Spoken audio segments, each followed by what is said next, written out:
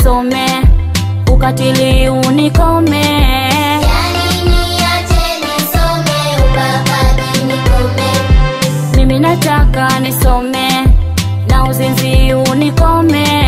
Yani nataka nisome, vile nikome.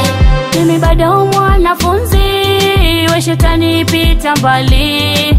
Sijiharibu maisha yangu, mi wala wasikubali. Natetea haki yangu, elimu mtaji wangu. Niweze timiza ndoto zangu, na hodari.